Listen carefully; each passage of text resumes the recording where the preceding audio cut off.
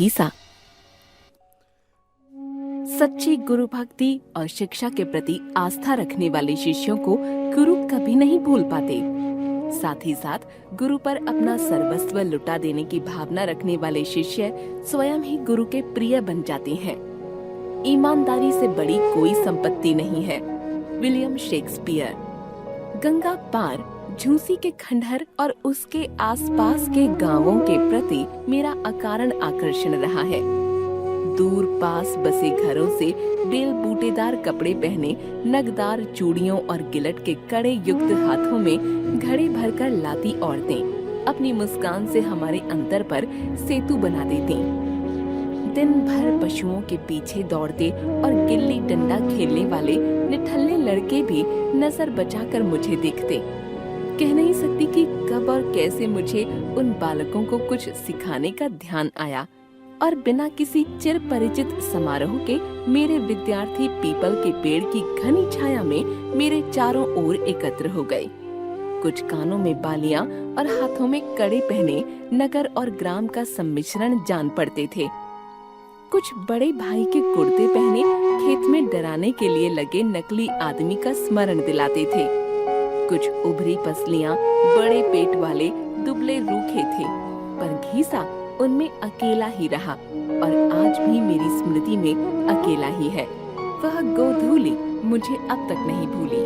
मेरे पांव नाव की ओर बढ़ रहे थे, पर अंधकार में आती एक स्त्री को देखकर ठिठक गए। सांवला रंग, लंबा मुख, बिना किनारे की गाढ़ी धोती से स्वयं को ढके अपने अर्धनग्न बालक को चिपकाए कुछ कहने लगी, कुछ शब्द और कुछ संकेतों से।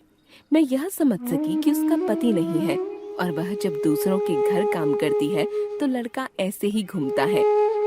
मैं इसे भी बच्चों के साथ बैठने दूं। दूसरे रविवार को मैंने उसे सबसे पीछे दुबक कर बैठे देखा। पक्का रंग, मलिन मुख, दो पीली बड़ी आंखें और कसकर बंद किए पतले होंठ।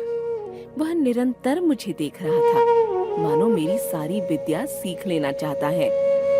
धीरे धीरे मुझे पता चला कि घीसा बाप के मरने के बाद पैदा हुआ था। उसका पिता हैजे से चल बसा था।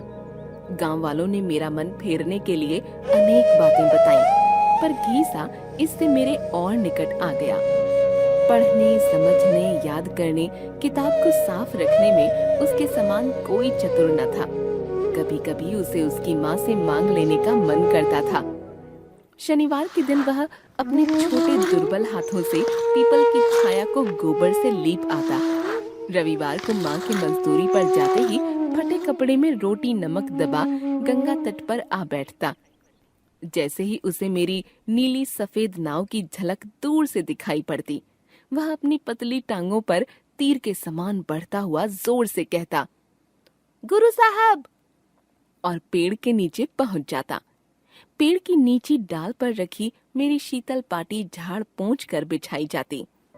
सूखी स्याही की दवात और टूटे निब वाली कलम पेड़ के कोटर से निकालकर यथास्थान रख दी जाती और कुछ विद्यार्थी मेरे स्वागत के लिए प्रस्तुत हो जाते। महीने में 4 दिन ही मैं वहां पहुंच पाती थी। मुझे आज भी वह दिन नहीं भूलता जब मैंने कपड़ों का प्रबंध किए बिना बच्चों को सफाई का महत्व बताया था। दूसरे रविवार को कुछ बच्चे गंगा जी में मुंह इस तरह धोकर आए थे कि मैल रेखाओं में बट गया था। कुछ मैले फटे कुर्ते घर पर रखकर अस्थि पंजर रूप में ही आ गए थे, पर घीसा गायब था। लड़के कानाफूसी करने लगे। पूछने पर पता चला कि घीसा की माँ को रात ही मजदूरी के पैसे मिले हैं। सुबह वह काम छोड़कर साबुन लेने गई है और घीसा अभी कपड़े धो रहा है। घीसा नहा धोकर गीला अंगोछा लपेटे आधा भीगा कुर्ता पहने अपराधी की तरह सामने आकर खड़ा हो गया। तब आंखें ही नहीं, मेरा रोम रोम गीला हो गया। एक दिन न जाने क्या सोचकर मैं विद्यार्थियों के लिए 5-6 सेर जलेबियां ले गई। छीना झपटी के कारण किसी को 5-6 से ज्यादा न मिले। घीसा वहां से खिसक गया। पता चला कि 2 माँ के लिए छप्पर में छिपा आया। एक उसने अपने पाले हुए कुत्ते को दी और 2 खुद खा ली। और चाहिए के उत्तर में बोला, कुत्ते को कम मिली हैं, गुरुजी चाहें तो उसे दे दें। होली के बाद उसे ज्वर हो आया। इतवार की सांझ मैं बच्चों को विदा दे उसे देखने चली कि वह गिरते पड़ते वहीं आता दिखा। घीसा मुझे रोकने की जिद करने लगा। उसे टूटी खाट पर लिटाकर मैं लौटी। इसके कुछ दिन उपरांत वह अच्छा हो गया।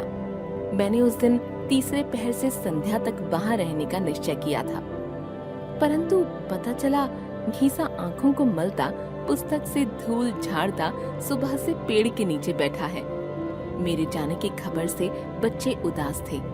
वे जानते थे कि तबीयत खराब होने के कारण मैं कब लौटूंगी कुछ पता नहीं। 1-2 दिए जल उठे थे। घीसा को गुरु साहब को विदा करना था। वह बड़ा सा तरबूज लिए वहां आया। घीसा के पास पैसा न था, न ही खेत थे, तब क्या इसे चुरा कर लाया था? घीसा गुरु साहब से झूठ बोलना भगवान से झूठ बोलना समझता है। वह तरबूज कई दिन पहले ही देख आया था। माई को लौटने में देर हो गई, उसे अकेले ही खेत पर जाना पड़ा। खेत वाले ने कहा, पैसा नहीं है तो कुर्ता दे जाओ। इससे वह कुर्ता दे आया। तरबूज सफेद ना हो इसलिए कटवाना पड़ा। मीठा है या नहीं यह देखने के लिए उंगली से कुछ निकाल भी लेना पड़ा। गुरु साहब न लेंगे तो घीसा रात भर रोएगा, छुट्टी भर रोएगा। वह रोज नहा धोकर पेड़ के नीचे पढ़ा पाठ दोहराता रहेगा, ताकि छुट्टी के बाद पूरी किताब पट्टी पर लिखकर दिखा सके। बातें सुनकर उस बालक के सिर पर हाथ रखकर मैं भाव विभोर हो चली। उस तट पर किसी गुरु को किसी शिष्य से कभी ऐसी दक्षिणा न मिली होगी। मुझे उस दक्षिणा के सामने संसार के सारे सुख फीके जान पड़े। लेखिका महादेवी वर्मा।